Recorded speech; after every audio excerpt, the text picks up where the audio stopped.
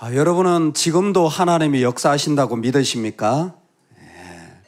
하나님이 지금도 일하고 계신다고 믿으십니까? 정말로 믿으십니까? 아멘. 우리에게 이 마음과 이 복이 있기를 주의 이름으로 축원합니다. 근데 여러분, 주님이 일하시면 어떤 모습일까요? 주님이 일하시면 어떤 모습일까요? 주님이 역사하시는 걸 믿으시잖아요. 그러면 주님이 일하신 것은 어떤 모습일까요?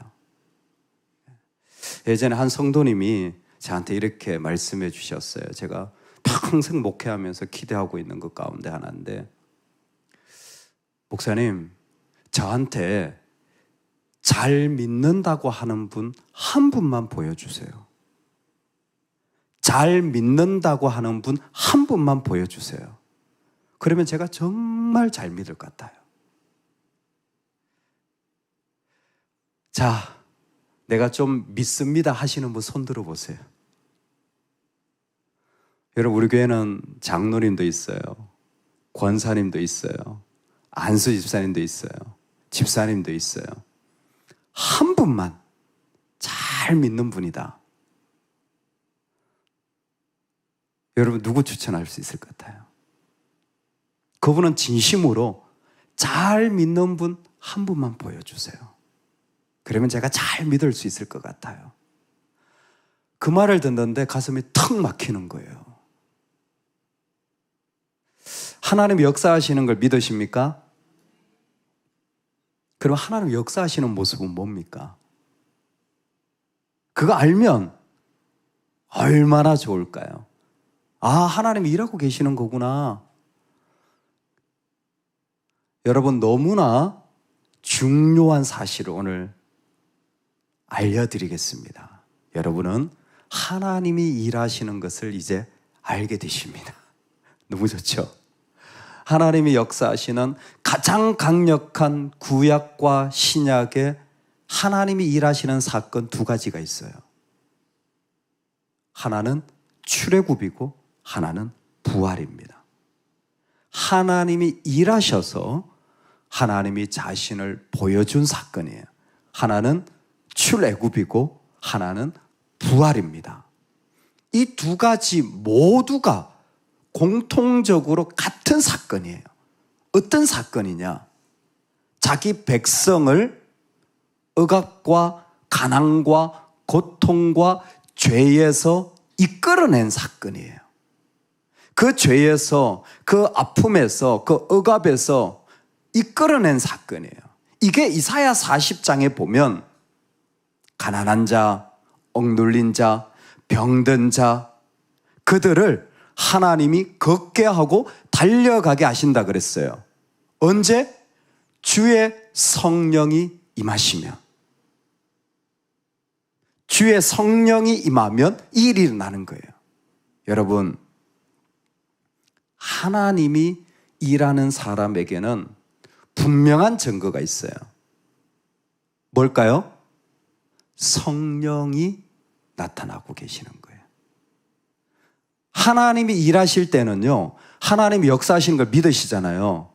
그러면 하나님이 일하시는 거에는 성령이 지금 역사하고 계시는 거예요. 성령이 가난한 자를, 성령이 억눌린 자를, 성령이 죄인을 인도해 가시는 겁니다. 그래서 평지가 되어지고 여호와의 영광이 나타나는 거예요. 가만히 보세요. 성령이 역사하시면 거기에 모든 일들의 평지가 이루어지고 여호와의 영광이 나타나요. 하나님은 성령을 통해 역사하시는데 성령은 누구의 영광을 나타내냐면 하나님의 영광을 나타내시는 거예요.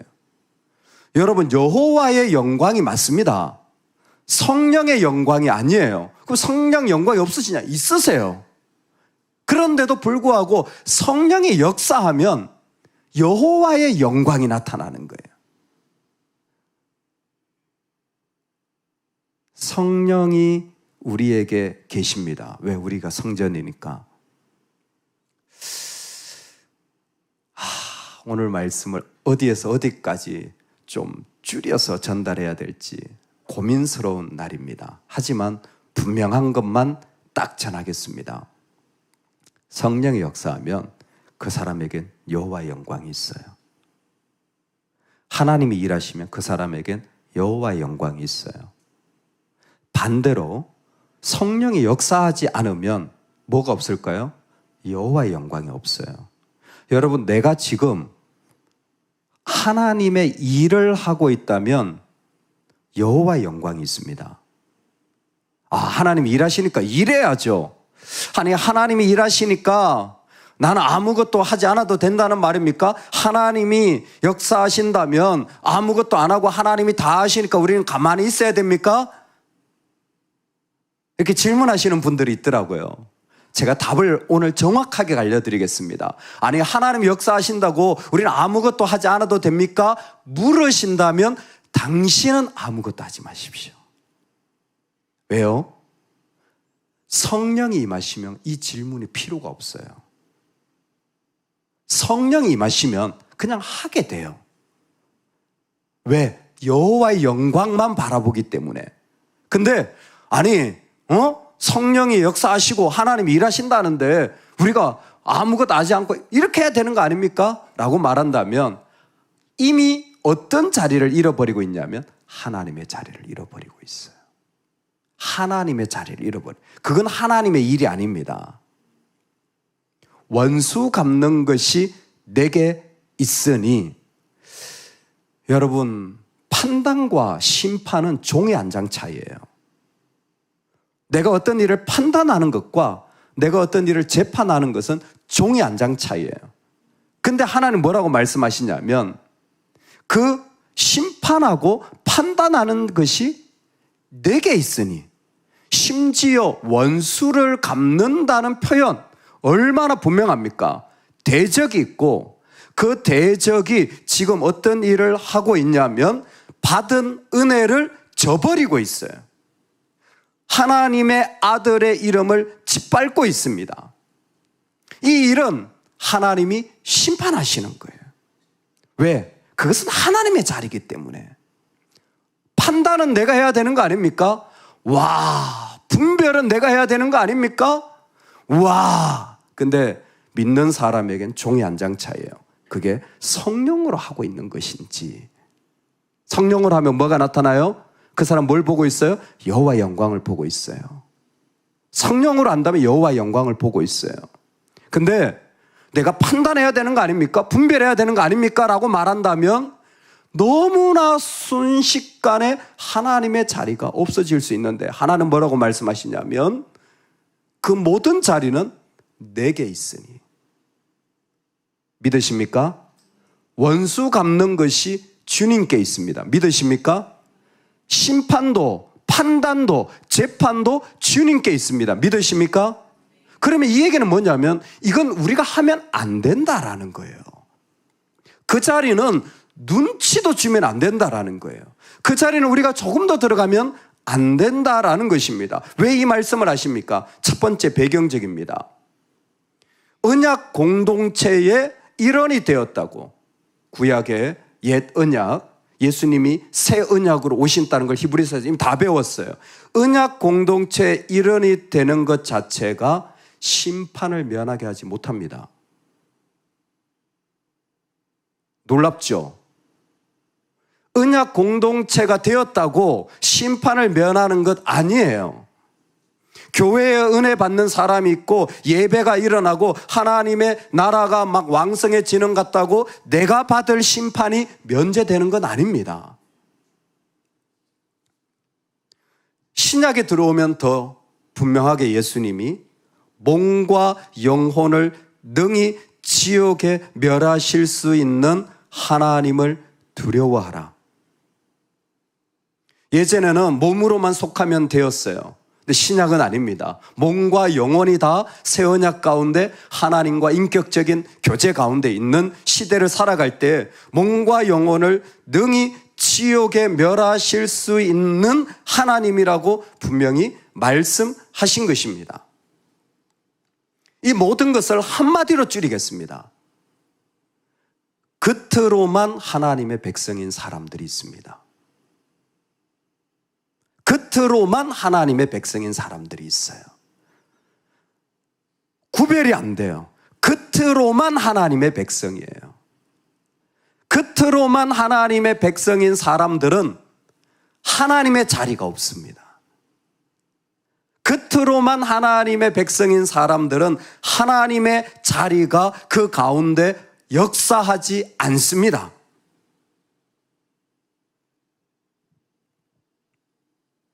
이것을 한 번만 더 그 뒤에 이어지는 31절을 통하여서 원수 갚는 것이 내게 있다고 말씀하신 하나님은 살아계신 하나님의 손에 빠져들어가는 것이 무서울진저, 즉 하나님의 손이라는 심판을 나타내는 그 자리에서 피할 수 없다라고 분명히 말씀하고 계십니다. 이 말을 조금 더 설명드리면, 겉으로만 하나님의 백성인 사람들은 하나님의 영역 밖으로 나가버렸다라는 의미입니다. 즉 자신에게는 하나님의 자리가 없기 때문에 하나님과 아무 상관없이 말하게 되어지는 거예요. 여러분, 우리가 말을 하고 나눔을 할 때에 그곳에 주님이 들으십니다. 아시죠? 주님이 알고 계십니다. 그러면 죄인이 말을 할 때는 하지 말아야 될 말이 반드시 있습니다. 어떤 말일까요? 하나님의 자리를 없애는 말은 하지 말아야 돼요. 하나님이 역사하실 것을 인정하지 않는 마음은 버려야 됩니다. 이게 믿는 자의 축복인 거예요. 어떤 상황에서도 우리는 하나님이 역사하십니다. 저는 이 모티브로 오늘 말씀을 결론을 맺겠습니다. 여러분, 하나님의 손이라고 하는 것은 무서운 하나님의 심판으로 그 손 안에 들어와 완전히 심판받는 걸 말해요. 그러나 성경에서 하나님의 손은 늘 도우시는 하나님의 능력도 나타내시는 것입니다. 이것이 중요해요. 원수 갚는 것이 내게 있으니 라는, 겉으로만 하나님의 백성인 사람들이 있다라는, 보기에만 하나님의 백성이지 그 사람은 오히려 하나님의 영광을 가로막고 짓밟고 있다라고 하나님이 말씀하시는 이 말씀이 심판일까요? 소망일까요? 심판일까요? 소망일까요?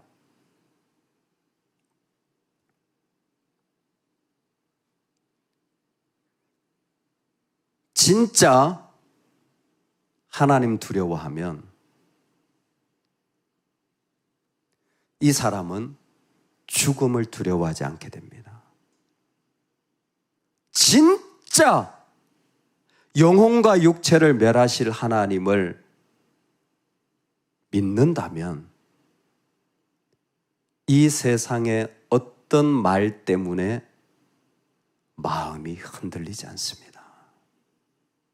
저는 이 말씀이 소망이라고 믿습니다.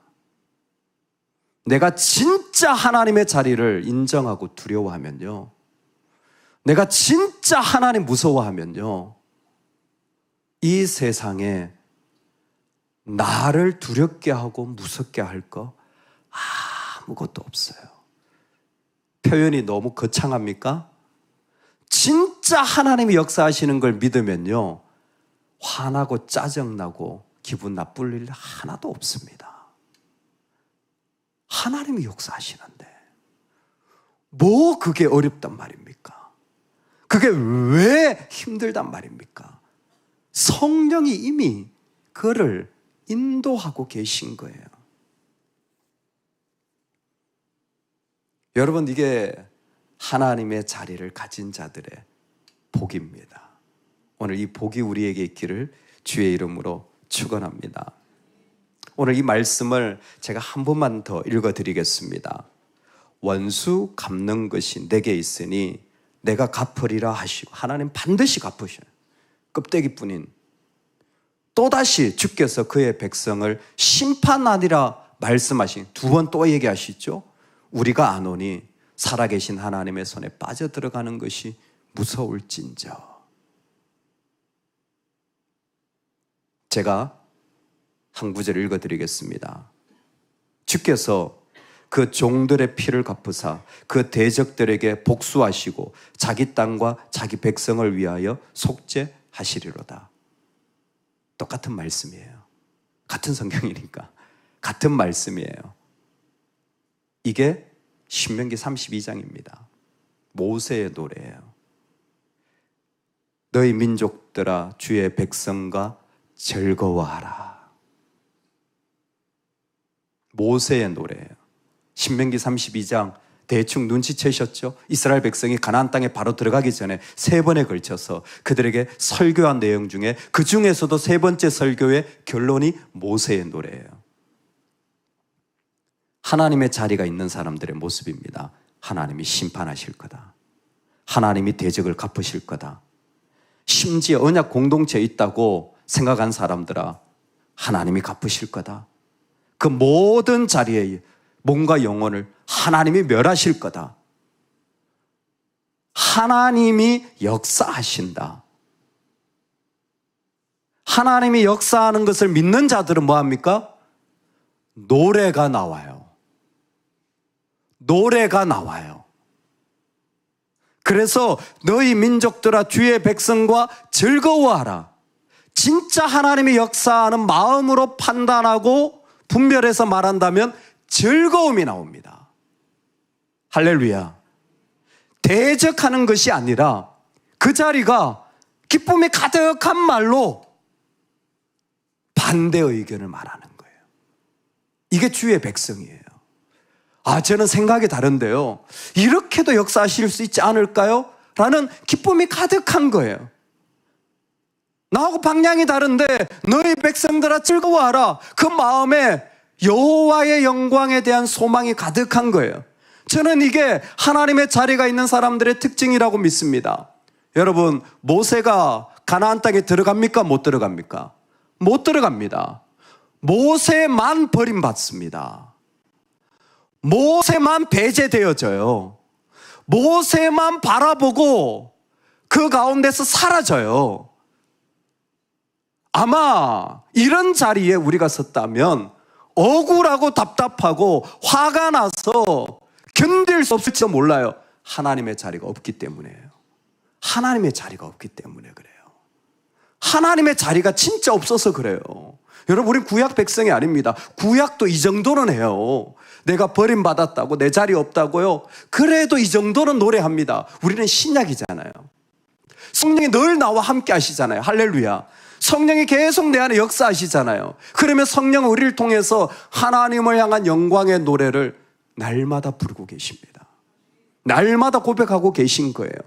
그 사람이 겉으로만 하나님의 백성이 아니라면, 진짜 그 영혼이 하나님의 성령이 있는 사람이라면 그 안에는 하나님을 향한 노래가 나오는 거예요. 이게 바로 우리를 향한 놀라운 축복인 겁니다. 모세는 못 들어가고 버림받고 그 가운데서 어마어마한 어려움을 겪습니다. 아마 이런 게 있었겠죠. 음모가 있었고 수치가 있었고 모욕이 있었고 미움이 있었고 재정적 손실이 있었고 전쟁이 있었고 다 겪었어요. 그런데 7년마다 율법을 선포하게 하고, 그리고 그 가운데 모세의 이 노래를 부르며 하나님 앞에 나아갑니다. 나를 못 들어가게 하신 거 하나님, 내가 심판받아서 그 가운데 저주 아래 있는 것 같은 그 하나님께 나아가요. 왜? 하나님의 자리가 있기 때문에. 원수 갚는 것이 내게 있으니 라는 것은 바로 그 의미입니다. 나에겐 하나님의 자리가 있습니다. 나는 하나님이 영광 받으시는 것, 그걸 하나 가지고 그것 하나로 인하여서 나는 우리 하나님 앞에 나아갑니다. 이렇게 보면 성경 전체가 이해가 되어져요. 모세는 바본가? 또라이인가? 정신적으로 문제 있나? 왜 그런 노래를 부르죠? 왜요? 심판하시는 우리 하나님은 왜 심판하시냐면 백성들을 신원하시기 때문입니다. 맺힌 가슴의 것들을 주님이 다 들어주시는 하나님이세요. 그런데 여러분, 우리를 진짜 자유케 하는 것은 사망과 죽음과 죄와 그 모든 것을 이기신 십자가입니다. 성령이 지금도 그 십자가로 우리를 모든 맺힌 것에서 자유케 하여 주시는 거예요.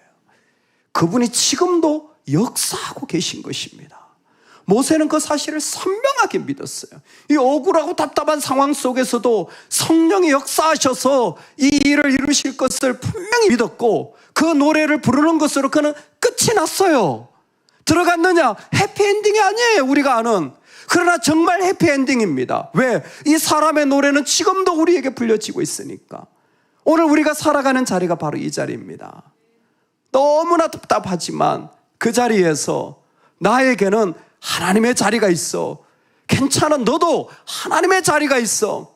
정말 어려운 가운데도 여호와의 영광을 바라보며 나아가는 하나님의 사람들, 여러분, 그 사람들이 저와 여러분입니다. 오늘 그 하나님의 자리를 신뢰하며 나아갈 수 있기를 주의 이름으로 축원합니다. 아멘, 아멘. 이 아침에 손을 들고 한번 하나님께 영광과 감사를 올려드립시다. 나에게 하나님의 자리를 허락하시는 분, 특별히 원수 갚는 것이 하나님께 있습니다. 믿으십니까? 원수 갚는 것이 하나님께 있습니다. 원수까지 갚는 것, 죽음까지 우리 하나님께 있다면 다른 무엇이 나를 두렵게 하며 힘들게 할 수 있겠습니까? 없습니다. 없습니다. 없습니다. 우리는 자유케 되어집니다. 우리는 자유합니다. 우리는 또 다른 영광을 향하여 걸어가게 될 것입니다. 성령의 역사하실 것입니다. 할렐루야. 우리 그런 마음으로 주님이 이 자리에 초대하여 주신 것을 감사합니다. 이 영광과 찬양과 고백을 우리 하나님께 올려드리며 우리 고백과 감사와 모세의 노래, 우리 그 노래를 우리 주님께 올려드리는 이 아침으로 시작하기를 원합니다. 우리 다 같이 기도하며 나아가겠습니다. 하나님 아버지, 우리의 삶의 자리에 주님 오셔서 원수 갚는 것이 내게 있으니라고 분명히 말씀하셨습니다. 대적뿐만이 아니라 그 가운데